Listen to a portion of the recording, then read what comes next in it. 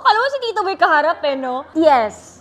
Ang daming nawala, ang daming breakups. Hindi man romantically, or sa friendship. I think, in general, na-gain, marami.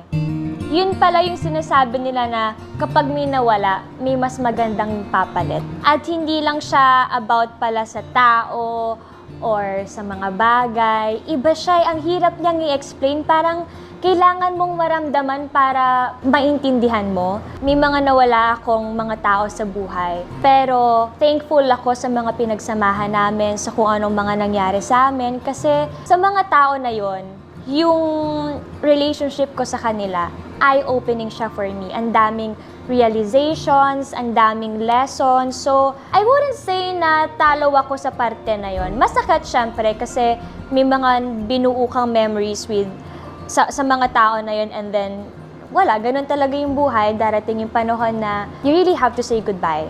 Pero happy naman ako ngayon kasi mas nakilala ko yung sarili ko and mas nagiging careful ako, mas nagiging observant ako. And I think, ewan ko, parang nagkaroon ako ng magic sa sarili ko na kaya kong magbasa ngayon ng mga tao. Kaya ngayon mas kaya kong protektahan yung sarili ko or somehow i-prevent na hindi ma-hurt or magkamali. But life is life. Walang perpekto, magkakamali tayo. But yun lang para sa akin, parang precautions lang siya.